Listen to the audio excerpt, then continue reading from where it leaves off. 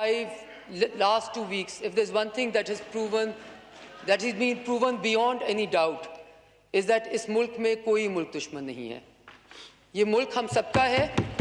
इस मुल्क की हिफाजत करना हम सबकी जिम्मेवारी है और हम सब ने, बेशक वो इस मुल्क का बच्चा हो या इस मुल्क का सिपाही हो या इस मुल्क के न्यूएस्ट टेक्नोलॉजी चलाने वाला एयर ऑफिसर हो, हम सब ने शाना बशाना हर फ्रंट पे इस मुल्क की हिफाजत की है और करने की पूरी सलाहियत रखते हैं.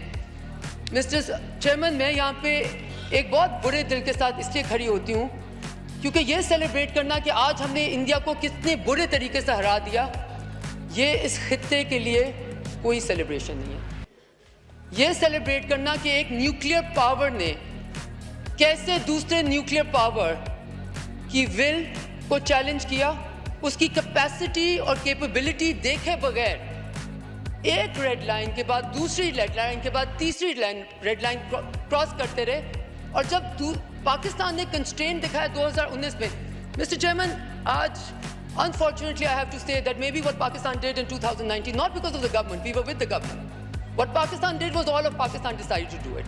All of Pakistan decided when then two nuclear powers, and one of them goes a bit crazy in its extremism fever and decides to launch airstrikes into the other country for the first time since 1971 and almost demonstrates a crazy recklessness and is willing to go on an escalation ladder, which we all know that between two nuclear states where that escalation ladder points to. That when that state went crazy, Pakistan showed restraint. I think that restraint that we showed, the responsibility that we showed, was misconstrued to be a lack of will and a lack of capacity. And therefore, Mr. Chairman, the second time around, Mr. Chairman, pehle to mujhe is cheez ka, because I have to say this as someone who has represented this country at the level of the foreign minister and as recently as Minister of State. You know, when the world tells you कि हमने ये करना पड़ा और India is maybe in self-defense, I am challenging the world that what new matrix are we putting out there? Have we all gotten out of the UN Charter as the common, international and the parameters of international law? Are we not all signatories to Article 25, which says we will all abide by the Security Council resolution? So when Prime Minister Modi decides that Kashmir is now an integral part of India, must we all pay homage to him and bow down, and not to the Security Council and to the UN Charter? And then, when President Trump acknowledges that as disputed territory, you know what has fallen? Not the Rafales only. What has fallen is the entire Indian doctrine made by Doval, Jaishankar and Prime Minister Modi to completely unravel or be able to say so forcefully, because they were meant to have, this is the problem, to the world they were meant to have conventional supremacy, military supremacy over Pakistan. And you know who broke that myth? Not Pakistan. It was Prime Minister Modi and his extremist agenda, which broke that myth of power and the illusion of power that the world had attached to India, and literally put them at the next security provider, not only for them considered to be powerful enough, militarily strong enough, conventionally superior over its nuclear power neighbor, could not even defend its own border when the other country, as in Pakistan, decides to just do what it is entitled to do under Article 51 by just as a defensive measure and then as an offensive measure to be able to tell them how far we can reach. And allow me to say, Mr. Chairman, what we also proved was that we don't only equip ourselves with high, fancy, technologically advanced toys and tools, we just happen to train ourselves better to be able to also use them. So the military, what happened in the war theatre, Mr. Chairman, allow me to also say, will rewrite the premises of what this entire region, including the Indo-Pacific strategy for many, many regions and countries. The illusion of power for some countries is far more useful than to test it. I think India, unfortunately, under this extremist Hindutva ideology, decided to test a very pervasive and a strong illusion of power that it was able to protect all over the world.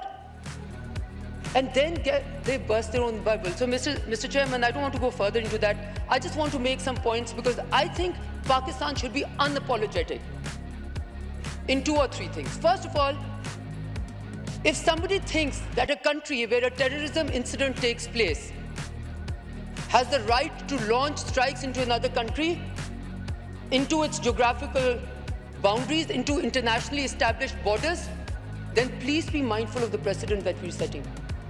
Please be mindful of the precedent that we're setting. Does that, by the same logic, does it mean that when Jafar Express happened, and we were able to share evidence of India's involvement with it, that we were right in self-defense to launch strikes into Indian territory? Is that what the world is trying to sanctify over here? We cannot rewrite international law until we write it. And since we haven't written it, might as well abide by it. Mr. Chairman, I have कभी-कभी ना अफसोस होता है कि जब आपका खुद का कहा कुछ सही निकल गया.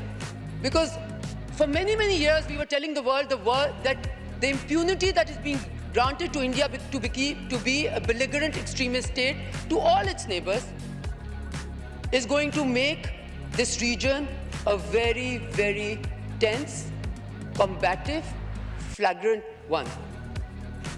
And I thought it was proven to be true in the last few days. But Mr. Chairman, I do want to say that I think Pakistan should be absolutely unapologetic in having to defend and having the will and the ability to defend itself. We should have done this earlier. We did it at the right time. We did it when we were provoked, when our military bases were even attacked. And that restraint that Pakistan showed was on exhibit in all world capitals. And the theatrics, starting from the top of political leadership in India, going all the way down to the media frenzy, was also on display. Mr. Chairman, मैं आपके तवज्जुह से India के पास एक पैगाम दिखाना चाहती हूँ कि बॉलीवुड में जंगें लड़ना मुख्तलिफ है और वॉर थिएटर में असल में जंग लड़ना मुख्तलिफ है. और हम कभी भी, we will never be on the side of provocation or war or conflict. Because we have suffered together, India and Pakistan, in the entire region, the result of that. Wind up मैं wind up करती हूँ, Mr. Chairman. Mr. Chairman, मैं यहाँ पे एक और बात भी कहना चाहती हूँ जो कि शायद लोगों को weird लगे, अजीब लगे. You know what India has done? It has weaponized terrorism. What does weaponization of terrorism mean? Terrorism is a rare problem. If India was serious in dealing with this problem, you know what they would do? They would not run away from the dialogue table and they would not run away from negotiation. Terrorism is a regional problem, it's an international problem. It is not the purview of only one country. So basically, when terrorism happens in India, it is supposed to do self-defense. When terrorism happens in Pakistan, Pakistan is supposed to do what? Nothing? So, Mr. Chairman, I want to say that we must also be unapologetic as a country which celebrates ceasefire. Kyun na kare celebrate ceasefire? Yes, we will absolutely celebrate ceasefire, and we celebrate the fact that President Trump played a very useful role. And I will just end by saying, because I understand you don't have much time and I would probably want to get up again and talk about what this means for Pakistan, but I want to end by saying what this means for India. For the last 10, 15 years, we have seen India's ability, and they say with a lot of success, to be able to de-hyphenate from Pakistan, to de-hyphen India from Pakistan.